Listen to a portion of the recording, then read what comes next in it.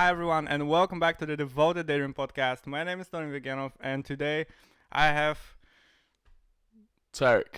Tarick.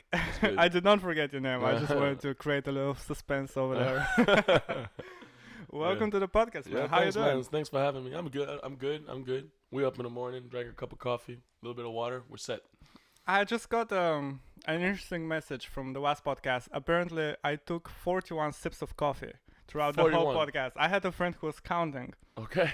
So apparently I drink too much coffee, but listen, we shoot this podcast early in the morning. Yeah. So we need coffee. Yo, you need to wake up, man. Fuck y'all, alright? Sorry. But Yeah. still, man. But let the man drink his coffee. Let the man For- drink the Come coffee. on, man. Exactly. Thank you, man. Yeah, Thank you. of course, I Thank you get so you. much. You see? Here we go. Yeah, you hate that, don't you? Oh man, it's gonna be an interesting podcast. We started 4 sips down, motherfuckers. Oh, sorry. Nah, it's so good. Is no cuss radio or? No, you can swear all you want. Oh, okay. I was talking about this in the first podcast that when I was registering, I Yeah. had to choose if it's gonna be clean or explicit. And I was like, "There's no way this podcast is gonna be clean. No way."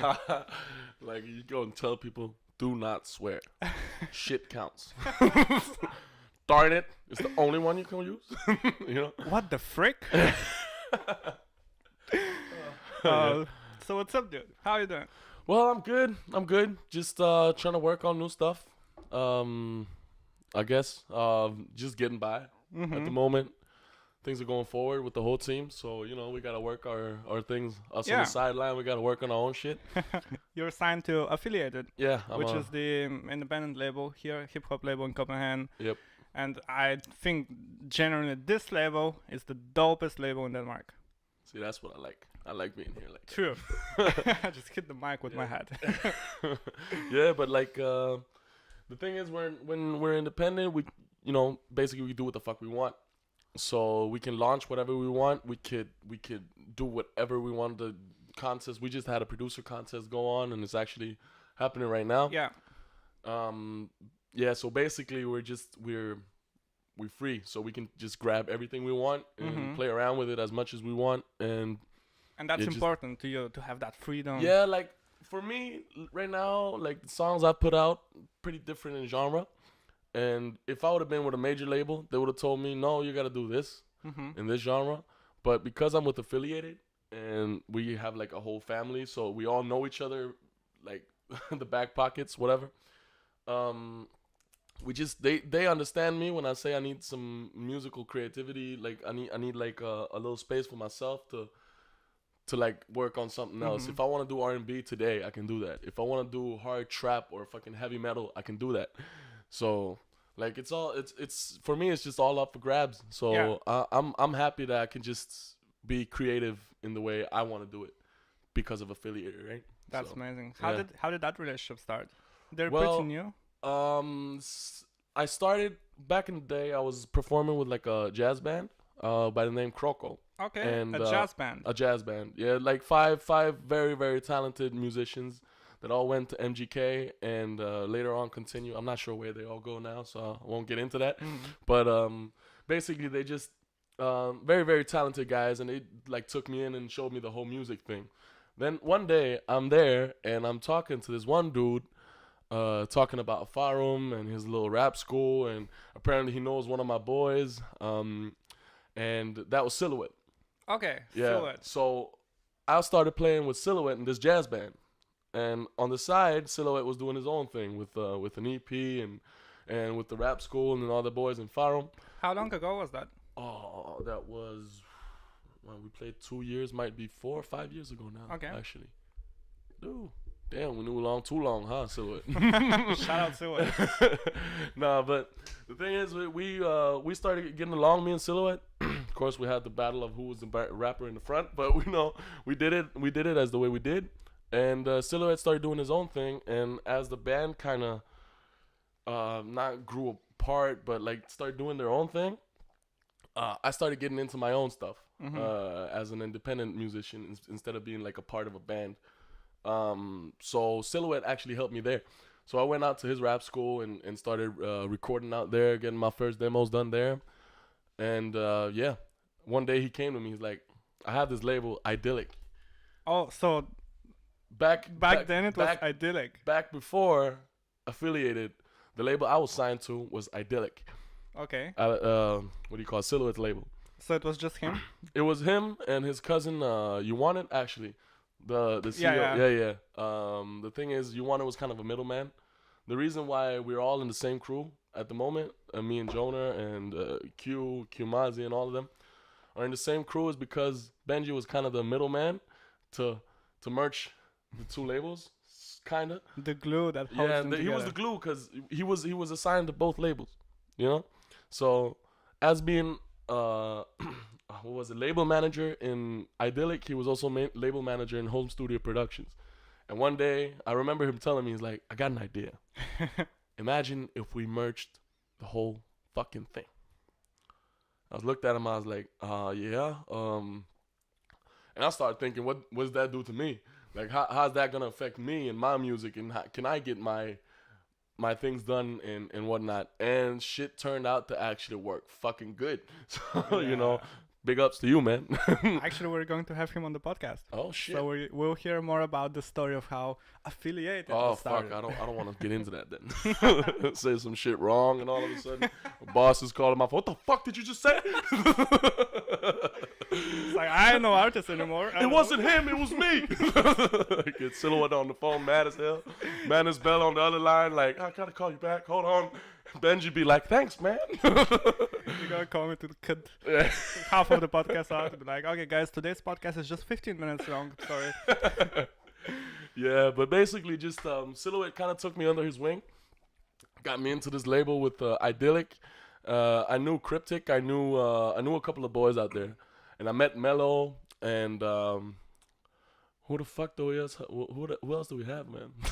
We got so many that I forget everybody all the time. You're growing. Yeah, we're growing, and basically, I knew a couple of guys. Fuck y'all, I don't want to mention all your names.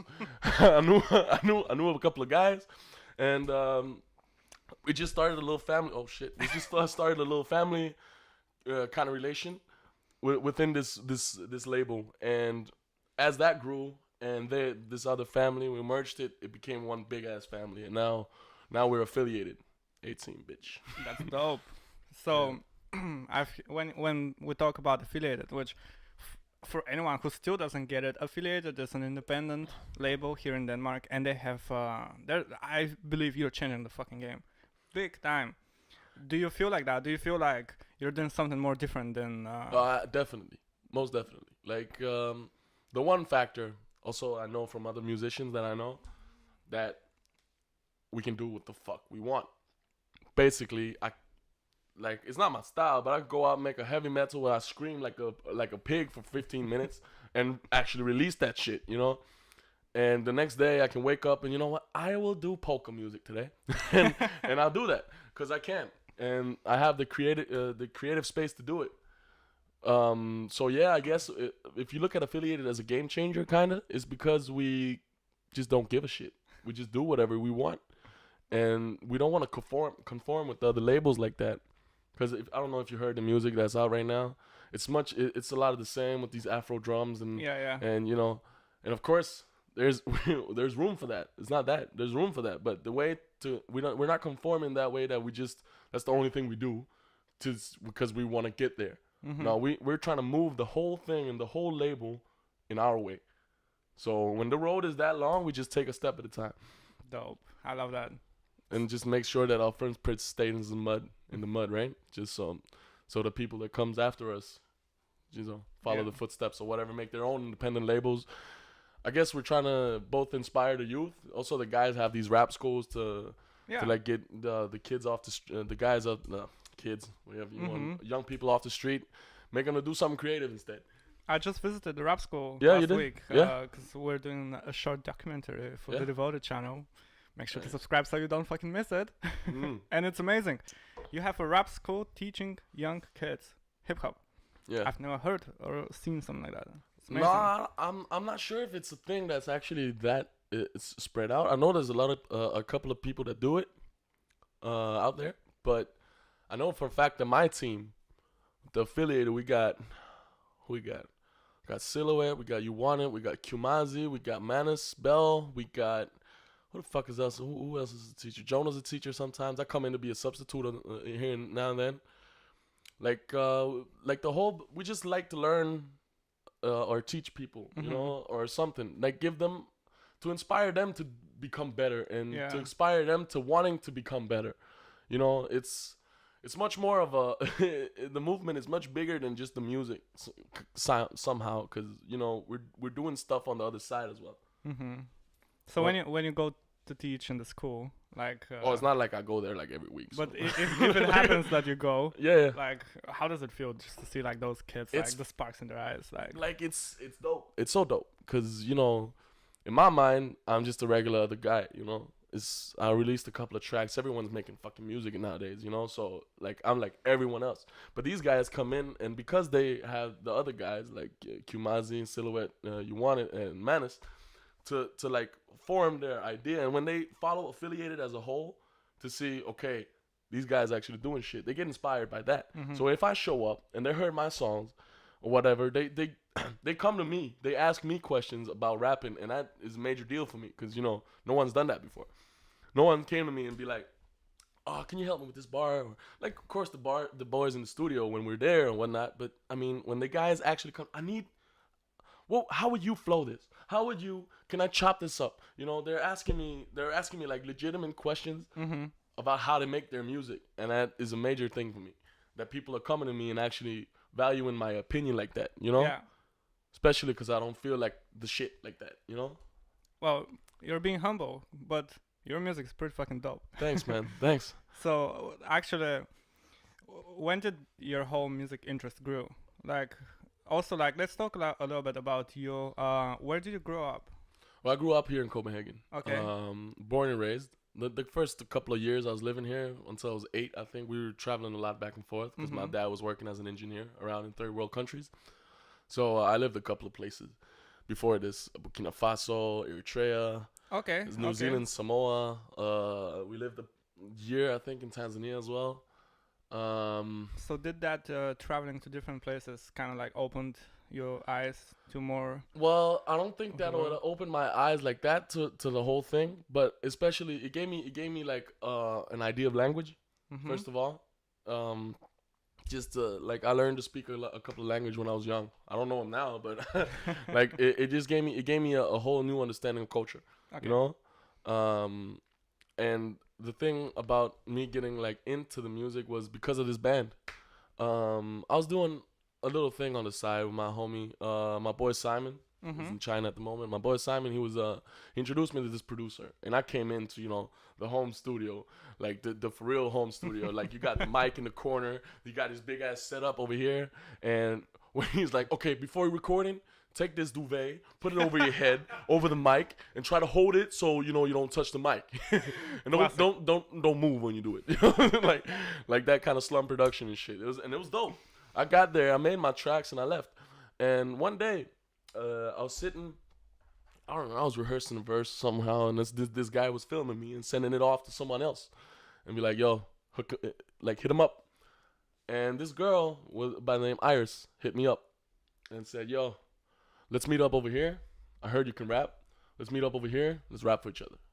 And I was like, oh, fuck. Okay. Rap for each other? Okay. Yeah, like she just went straight for it. Kind of like a bar for bar? Or Yeah, no, but like, you know, you come there. I didn't know her. I had never met her before. She just texted me, yo, let's go. Let's rap.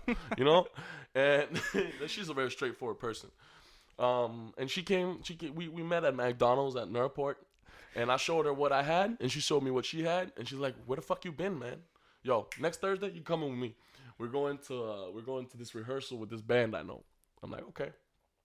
Thursday arrived. I went to this band, and I come in, and I just hear like a banging ass beat, right? And I'm outside the house.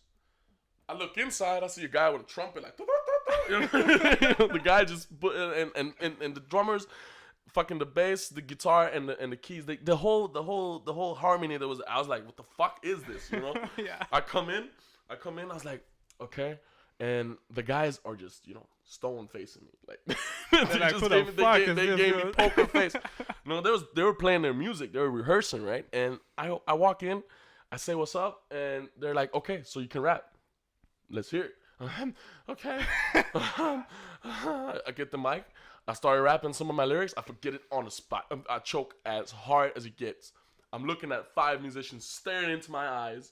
Like the first performance, you know what I'm saying? I'm staring into my eyes. This is like the way to get into the chorus, right? Yeah. So I'm standing there like, okay. You know what, guys? I'll just turn around. And I said with the back to him. And I started freestyling. And after that freestyle, they took me out. We were out smoking a cigarette. And they said, yo, that was dope. The way you said this and that and this and that. And they listened to the whole thing. And I didn't know that these guys could like, because usually you got a guy making the beat. He doesn't really listen to what the fuck you say. He's listening to the melodies or the flow or whatever. These guys listen to every single word.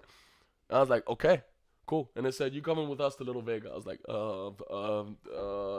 they had to perform in Little Vega a couple of weeks later. And I was like, okay. The guy's like, no worries, you got this.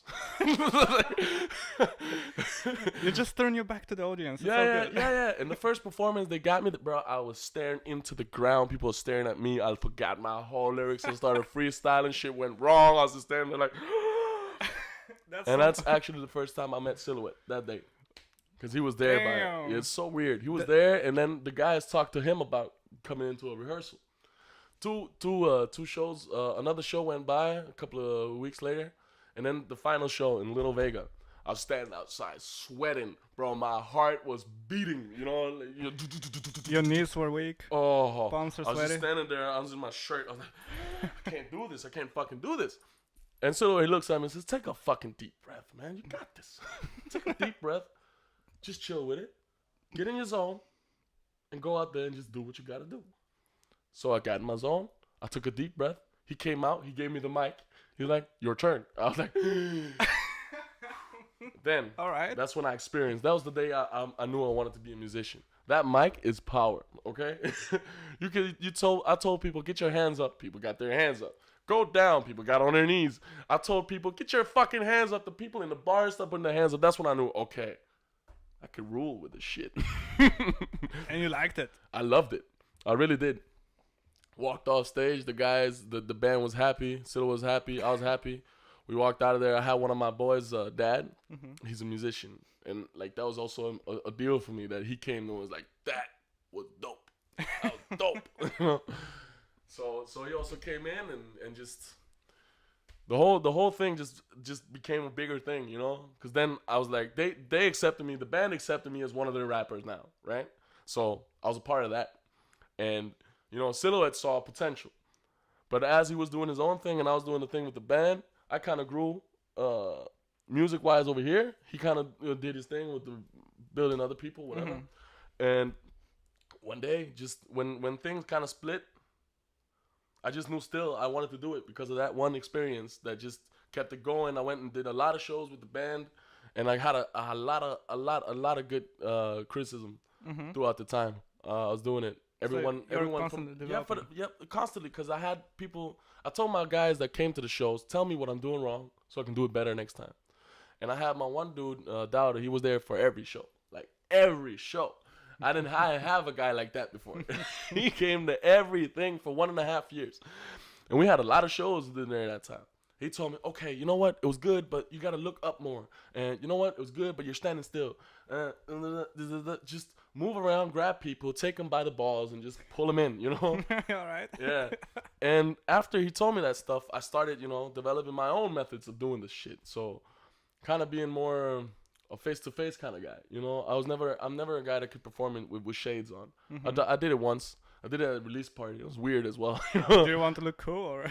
Well, I don't know. It's for me, it's not about looking cool, man. I mean, if you ask anybody, they say all of my clothes is trash. All right? If you ask anybody, that's not true. No, but like I mean, it's not about me with the shades. It kind of excludes me for the rest. Mm-hmm, mm-hmm. Like I get secluded from everybody else. But if I'm not wearing those shades, I'm looking and staring into the eyes of these people, and they're staring at me. So if I fuck up, I know because they're looking at me, right? Yeah, but I kind of feel like you can grab people more by the balls if you're looking them straight to the eye. Do you also like want to be close to the audience when you perform? Is that important? Well, yeah, I guess. Depends. Of course, it depends on the audience. You know, if like at Noah. Oh shit, I'm fucking up everything weird. But at Noah, at Jonah's release, we had there was a lot of people, like 650 people. I think. Way more than we thought. Yeah, like it was crazy. So in that case, I wouldn't like work so much on having like a personal relation because there's a lot of people. Next door, you can do your thing, but like if we're in a smaller crowd, I know people in the crowd, whatever. I try to bring as much as myself into the performance and not, you know, I'm not trying to become another Tarick or like when I'm here, I'm one Tarick. When I go on stage, I'm another Tarick. When I go home to my grandma, I'm a third Tarick. You know, I'm not gonna be. I just rather be one dude. Yeah. It's easier. My name is Tarick, birth name Tarick. So you know, Easy. I walk in there myself. You know what I'm saying? I kind of gotta do that. So yeah, I don't want to think too much about it because that's when I know that, you know, people are kind of vibing with it. Yeah. Because like you can reflect, you can also the way you reflect energy and the way they give it back to you, and you like ping pong the energy back and forth with the crowd. Like Jonah, you seen this guy? It's fucking crazy. He jumps around like a fucking maniac, like somebody just put fireworks in his ass, you know. Yeah, I was way too close when I was filming him. I thought I'm gonna get punched like a few times. You know, yeah, that's the thing. But you know, we're all different in that way. So, like, I don't know how it is important for me to have like a personal relation with people, but you know, it also depends on the crowd, you know. Yeah, you know what I'm wondering, especially as a performer. Imagine this: you go on stage, like it's a performance that kind of like no one. It's not your usual audience. It's like a new audience, maybe new city, new country. You go out, and the crowd is dead. They're fucking dead. No one is jumping. No one is waving their hands. What do you do? What would you do? Would you be like, I can hear you, and then no one screams? What would you do in that? In that situation, I think I'd crack a joke. All right. I'd be like, oh, you guys are like full of energy. Good job. You're making it so easy up here. Thank you. You know. I think that's the best thing that you like can if do. you just crack a joke at people and kind of fuck with them, people will get like a closer relation to, because oh my god, he's human. Yeah. You know, he's a person. Maybe we should reflect. Maybe we should give him a little bit. You know, to work with. Let's work with him. He's all right. You know, I think the best thing we'll do to crack a joke. If you crack a bad joke, see, that's on yourself. But you can make it even worse. Yeah, like you can do it way worse than. But if you can't like crack a good joke. Have you had a stage fail? Oh, I had a lot of stage. You had? Oh my god, too many. All right, what's one that stands out the most? Well, that was technical difficulties. I don't know if it stands out the most. One of those times where I was performing at a festival called Naga Festival. Okay. I was up there and I was just doing the thing. Band was playing everything. I just forgot the whole verse. But because of these musicians, and they heard everything, because they heard the whole words, all of the words and the songs as we rehearsed them and whatnot. I didn't even have to look at them. The trumpet, what do you call it? Trumpetist? Whatever. Yeah, well, the guy that plays trumpet. That dude. That guy. Carly, you know what I'm talking about. He was out there, and like it was like he grabbed me as falling, you know. You feel like you're falling off stage, just ready to like dive in a whole kilometer, and the guy just grabs you and pushes back on stage. He revived you from the dead. Yeah, but like he made it look like it didn't matter. He made it look like it was a part of the whole thing. And the whole band just went over to another thing, switched over. We had eye contact. Okay, communication back to the verse. But that way, once I dropped the mic, ooh. But not purposely, or No. Oh, I wish. It wasn't the cool kind. No, I wish I could be like Big Daddy Kane. Drop the mic and still make it look good. Nah, but like I dropped the mic, you had the whole boom through the speakers. It was pointing away at the speaker. Through the whole, I was like, and we're back. Yeah, it's oh man, I've had my nervous times. Right now, I feel more relaxed about it. You're more comfortable. Yeah, I'm definitely more comfortable because also now, you know, with the whole affiliated thing, I kind of know people now, and a lot of people know us. So we have like our local supporters all the time. You know, they're standing in the front row every show. Don't matter who it is, they're there every show. And that's just you know, it gives me a feeling of comfort. You know, it's not just our family. We also got the crowd who knows us. You know, the hangarounds, everything. We just have a whole bunch of. We just have a big family without actually, you know, making it happen. But they're there. You know, like distant cousins. Let's say that they show up and they're there to support you whenever. You know, yeah. So like now it's I feel comfortable as hell. Like I stand there and I could just be me without question, you know. And if people don't like that, well, fuck them. I like that attitude, you know. Fair enough. Okay, Yeah. question: what is your musical influence?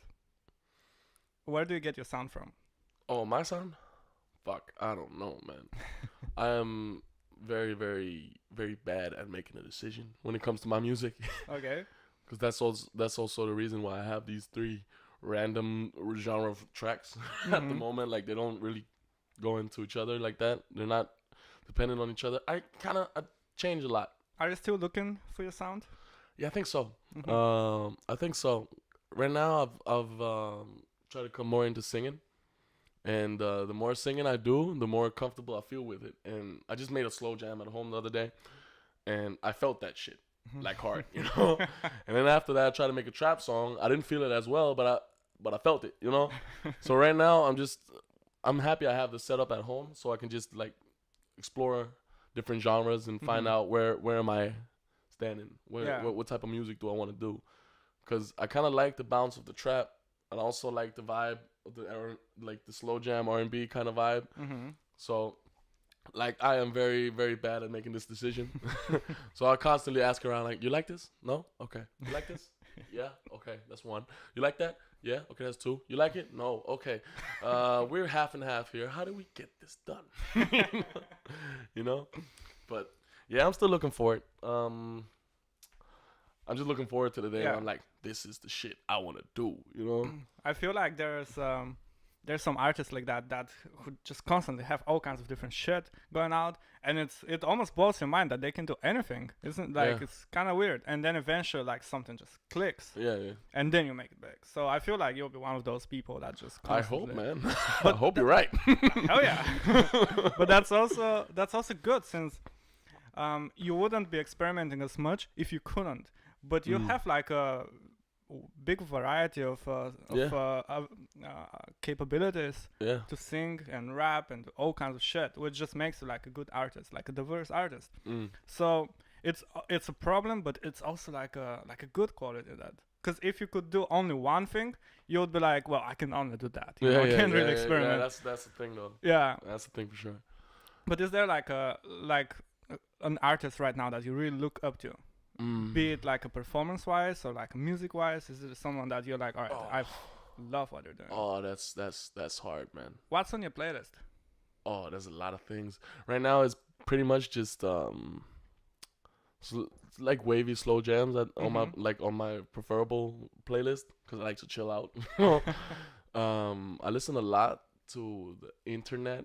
A guy called Childish Major is also dope, but he has a different vibe to it also. Oh man, that's a funny question. What the fuck do I listen to? It's just a lot of different vibes, you know. Also, Roy Woods is also a dope dude. Yeah. But at the moment, I'm listening to a lot of R&B, so that might be the reason why I'm trying to make it, you know. And I guess I'm just there's a lot of artists that inspire me at the moment. I love Black. Black is one of my guys, man. I love that guy. I love him. Since before he blew up like he did. Crazy. Sabrina Claudio as well. Crazy female artist, man. She's crazy.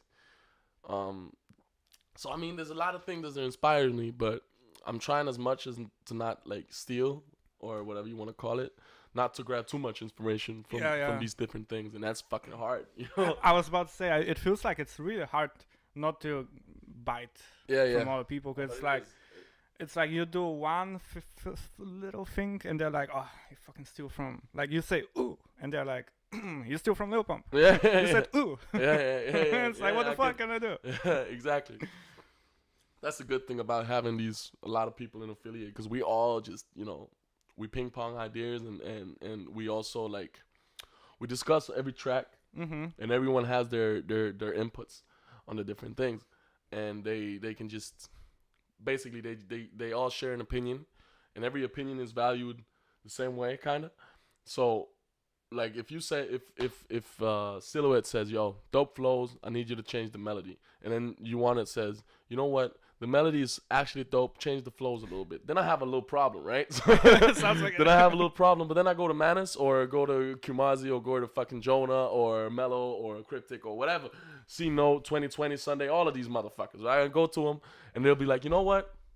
It's dope, but you gotta do this." And as soon as I can like take all the inputs that I got and squish them into one, I know exactly, okay, this is what I should do with the track. Yeah, you take the best from anything. Yeah, exactly. And make it. Yeah. So I can like fucking, I can just what do you call it? I can tailor the track perfectly, you know, make it fit as it has to, you know. That's why your tracks that are out are so good, because it feels like they've been like getting better and better and better and better. Yeah, but and like also what you get out, it's really constantly get a guy in your ear like, you know what? It's dope, but you gotta do that. You know, constantly, you know. I like that about you as well, because I've been talking to an artist who I shall not say. He was like, I don't care what anyone says. I know what's the best for the song. That's it. Like, it's my fucking decision. Yeah. I don't know if that's an advantage, but it feels like it's not, since tunnel vision. Well, it depends, because if you got your mindset, okay, I get that. If you got your mindset, this is how the track should go down. Then of course that's the way the track should go down. Like if you have the whole idea, you hear the beat, you hear the flows, you got it. Mm-hmm. This is my track. I know how to make this track. Then you make it. Like you make it the way you do. But to say that, well, that's my opinion. But to always know and always knowing what's best for the track, I don't find that true. But that's also because I got a lot of partners here. You know, I have a lot of talented musicians constantly in my ears saying, "Yo, dope, not dope, dope, not dope." You know, so in that way, it's of course you got to trust your gut. You got to trust your gut. If you don't, you're never getting anywhere. So, like, I think it's like a mix, because like people's opinions. If you put out a track that you're not satisfied with, then what's the deal? Then why do it? You know. So I get it. Like if you know what's best for the track, they do it. You know? Would you put out something that it's not totally you? I guess it could be something a lot more like with a commercial appeal, that you know it's not really your thing, but you know that it might hit like a wider audience, but you're not really feeling it. Would you put out something like that just to get like a? It's funny because you know, I didn't like. I tried. Okay. Well, it wasn't the plan, to be honest. It wasn't the plan that it happened, but Mama Nampenda could hit a wider audience because it had more an Afro vibe to it. But the thing is, that track was meant for like an R&B singer. I was sitting in the studio with You Want It, and he told me he was sitting there making a beat, and the guys had just made another Afro song.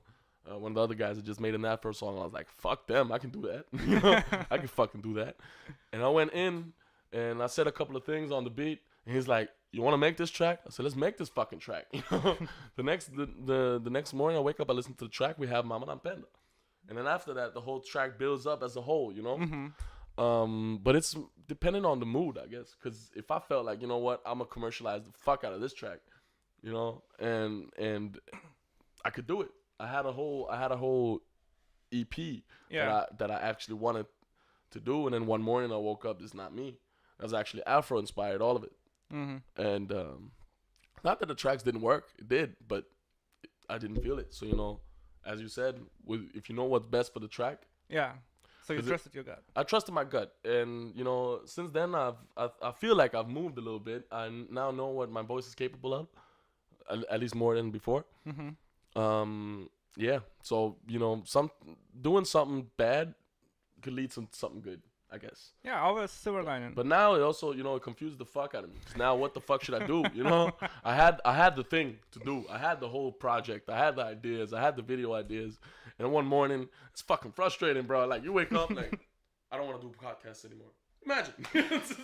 It could happen. Yeah. You know what I mean? So like the way the whole thing is built up is just, yeah. What was the question? Let's switch it up. All right. Oh man. I'll go to my next question now. Probably probably best. No, but for We need real, more coffee. I don't have my Danish assistant yet. The fuck? Yo, Carlo. I'm tripping. All right. Are you ambitious? Like, are you like? Do you want to stay in your safe zone and just chill and do like nice concerts, or do you want to be like, I'll fucking overtake the world, I'll sell out stadiums, I'll do arenas? Like, where do you sit in terms of your goals? What do you want to achieve? What would be the ultimate best thing that could happen in your music career? No. Fuck. Hell of a deep question, bro. Yeah, man. Just put you in the deep water here. Well, I know I'm gonna change this like in a week because I'm a very like diverse person. I don't know. I just changed my mind a lot, but I guess the best thing that could happen right now is if I could just do what I'm doing, chill with it, conquer those arenas, get the money that I want, and just fucking, just fucking chill with it. Yeah. If I could just chill with my music and get out and perform at arenas and get my my pockets filled up with that, fuck, I'll be good. I'll build a house down Tanzania. Boom, done deal. I'll be out of this fuck. I'll be out of here. Like, if I can like secure my own situation, the people around me, my family, for instance, if I can secure everybody's situation, I'll be good. Like, if you can do that without doing major shows fucking everywhere, or with I don't know, being fucking famous and having like a whole stage presence or whatever. Yeah. If I could do that without all of that, perfect. Still good. If I could just go in my fucking like Lucas Graham did, Yeah. walking into the Saturday Night Live in a fucking in a busted gray hoodie, If I could do that, man, Dude. I'd be good. Speaking of Lucas, he seems like the most fucking genuine dude ever. I really like him. It feels like he hasn't changed one bit since he blew up like that. But it's weird, eh? It's weird like that because the guy gets almost 1 billion fucking plays now. Yeah. He got almost 1 billion plays. Exactly. He has all the right to be as dickish as he wants. Exactly. And I feel like if you can do that, then why not? Why not? If I could just stay if I could stay comfortable in my own skin without having to change. Exactly. That's what you reminded me of. That would be my fucking. Exactly. That would be my dream right there. Because he is doing all those big stuff, but he's still him. He's still chilling. So that kind of reminded me. Yeah, I want if I can just remain as me, I'll be good. I couldn't have nobody tell me, okay, you gotta dye your hair fucking turquoise. Yeah. It has to be purple. You gotta dye it turquoise, man. If you don't dye it turquoise, you ain't gonna get no bitches. You're in SoundCloud rapper, otherwise. Like, for real. Like, you also gotta braid it. You gotta cut it in the side, like, but not all the way. Just leave some of the hair, and you gotta stand out some weird ass way. I want to stand out being me. You know? That's the way I want to stand out. I don't want to stand out because, like, everyone can be everyone. And that's the best part of affiliated.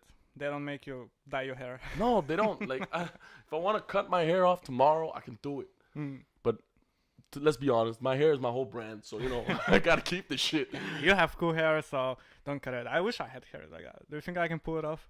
No. I'll answer that for you. I can't. Okay. You tried? No. Jonah did it. That's all I'm saying. Jonah can pull it off. Yeah. So Big why time. shouldn't you? I'm just not as cool, man. I feel like I'm just not cool enough to pull it. But we'll see. The hair is not you. It becomes after worth? 5 years, but On the Devoted Daydream Instagram, I pull out like quotes from the podcast and stuff. So yours will be, the hair is not you. Perfect. Let's get it. That's your quote. See, children, that's what you got to learn from all of this. Your See? hair is not you. Exactly. Yeah. I love that. That's great. Oh, man. Yeah. I need more coffee too. I don't know. Actually, I don't need coffee. You just energize me like crazy. Oh, you just fill the whole room with energy. Oh, that's great. I'm sweating right now, so I wish everybody was that energetic.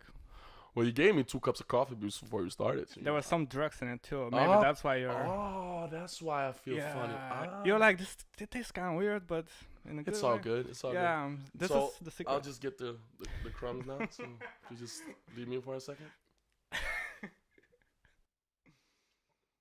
Yeah. It's working. Yeah. On that high note, Now it's the most favorite part of every guest. Mm-hmm. The ending. Yeah. You get to plug. It's plug time. What do you want to plug? What do you want to shout out? Where should they follow you? What should they listen to? Now it's your time. They do everything you say. They're very, very engaged audience. Okay. What should I shout out? Well, let's shout out Affiliated. All of my boys in Affiliated. Should I name them? Nah. Oh, thank you. We'll get them one by one, all of them. Okay. What else we got? Sorry about that. It's the drugs. Yeah. Go straight to the tummy, man. Nah, the fuck, man? I ain't getting no shout outs ever. Shout out your Instagram, dude. Yo, Tarick CPH, go follow that shit. Exactly. It's all about the IG. Affiliated CPH, go follow that shit. Follow the whole movement. Let's see. Devoted. I paid him to say that. Yeah, shout out to the Drugs. Yeah. Damn, you You got to shout out. Yeah, shout out Toni and himself, man. Doing these podcasts are fucking dope. Thank you. I'll take it from here. Yeah, thank you. You're too humble for that. If someone asked me to shout out something, I would never fucking shut up. But all the links will be in the description. Go follow Tarick. Go follow his Instagram. It's very funny. It's very interesting. Go listen to his music. Available on Spotify, everywhere, I guess. Yeah. It's on YouTube. He has some dope music videos. Everything will be in the description. Go follow that shit. And can you please subscribe to the fucking channel? Just subscribe to the fucking channel. What's wrong with you guys, How hard man? is it? How hard is it? Press the subscribe button. That's it. That's There's all I one ask. fucking button. One, okay? Exactly. So what if he drinks a lot of coffee and has a problem? Just help him. You know what? Subscribe and count my sips. It's, I guess, very relaxing to do. Yeah. He'll stop. Okay, I'll make a statement. He'll stop drinking coffee if you subscribe. If he gets 200 subscribers within the next 2 weeks, he'll stop drinking coffee. You know what? Deal. Cool. Deal. I'll stop drinking coffee for one podcast. Yeah. If I get 200 subscribers in 2 weeks. But Tarick, thank you so much for coming. Hey, that was so much Thanks fun. for having me, man. Thanks Best for having me. podcast ever. Thank you so much. Discover your new favorite music. Devoted Daydream. Out.